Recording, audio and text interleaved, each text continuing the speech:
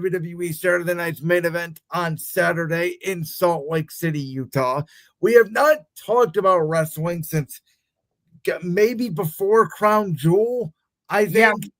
we were previewing Crown Jewel. It's been a while. So Seth Rollins' injury happens. Josh, one of your favorite wrestlers, if not your favorite wrestler. Obviously in that coast to coast to Cody Rhodes.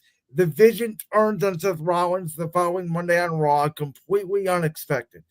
That leads us to this CM Punk Jey Uso World Heavyweight Championship match because CM Punk won a number one contenders match. We already beat Jey Uso. Jey Uso then wins a battle royal next week. In my personal opinion, I like this card because I think there are so many different scenarios because we have both complained, and you especially, about why you don't watch WWE because everybody is interfering everywhere and there's so much predictability. I think they are setting this up for, I don't know what the hell is going to happen. I think there is a world where CM Punk wins the World Heavyweight Championship. There's a world where Jey Uso does turn heel and does put on his inner Roman Reigns and wins the World Heavyweight Championship. I love the scenario of maybe the Vision comes out. Maybe it's LA Knight. Maybe it's Jimmy Uso accidentally getting Jey Uso disqualified. And they say you can't win the championship via disqualification. And there's no champion that walks out of this situation. I think there is some scenario, and they're not going to do it, though I would personally do it at this point, where in the main event, Cody Rhodes' anger towards Drew McIntyre gets the best out of him, and Randy Orton comes down, and he accidentally screws Cody Rhodes, and at the end of the night, Drew McIntyre's hand is being raised as the new undisputed champion. I think there are so many scenarios involved with these two main event matches. I personally am in love with the direction they're in it because I don't know what to expect. I have no idea. Do you remember when Roman Reigns was being thrust down our throats constantly and we were all just like sick and tired of it? Which version? Are you talking about the Big Dog version or the Tribal Chief version when he had the title? Big Dog version, when like WrestleMania 32, he kept being put in WrestleMania main events. He won a couple. That was the Vince McMahon era, I believe. He main evented WrestleMania 31 against Brock. Then he main evented WrestleMania 32 against Triple H. Then he main evented WrestleMania 33 against The Undertaker. Then he main evented WrestleMania 34 against Brock again and lost. Then he took off for cancer, basically. And then he comes back as the Tribal Chief. Yes. But I am talking about the Big Dog version where, as you illustrated, he main evented WrestleMania 4 times in a row.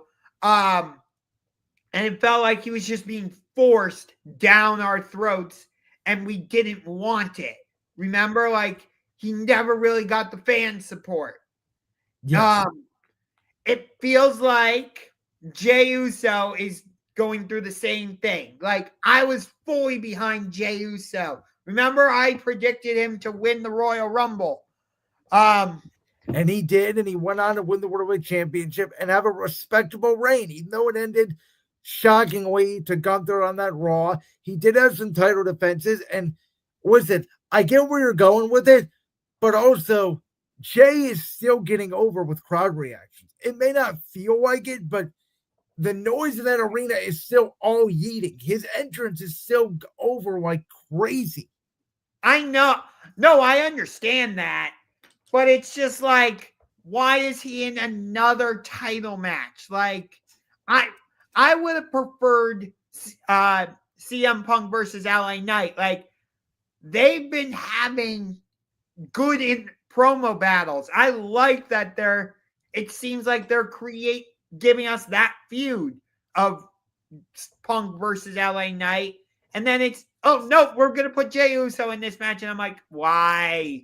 No. I agree with you, but I think Jey being in the match is part of the longer story, which is, again, like, let's say Jimmy Uso accidentally cost Jey Uso the World Heavyweight Championship, or he accidentally gets Jay disqualified, and they say, okay, Jay, Jimmy, Punk, LA Knight, and Roman Reigns or some combination. You guys are a War Games team against The Vision, Brock Lesnar, maybe Drew McIntyre. Like, I don't know. And we don't have a champion. I've seen an idea thrown out there where it's like, maybe they don't crown a World Heavyweight champion at all. And maybe John Cena's last opponent is for the vacant World Heavyweight Championship. Let's see. I was at the Rumble in Houston when Edge's music suddenly played and shook everyone watching at the next big event. Who the hell is Nathan Jones? Yeah, I don't know who Nathan Jones is. But by the way, thank you for watching tonight. If you don't know, Edge is my favorite wrestler of all time. So thank you for watching. Yes. By the way, I think he is off AEW programming right now because he is filming a Percy Jackson movie. Yeah, did you see? I know it's completely off topic, but we might as well talk about it for a second. Did you see this theory going around that everything going on with Andrade and the clause or the non-compete is so WWE can try to convince AEW to make Edge come back for one night to fight John Cena? I have not seen that. But I do know they've been playing those teaser vignettes, and most people think it's Jericho. You know what? Well, no, they already revealed it. Did you not see it? No. They already revealed it. It was nothing. It was a WrestleMania 42 promo. Oh, okay.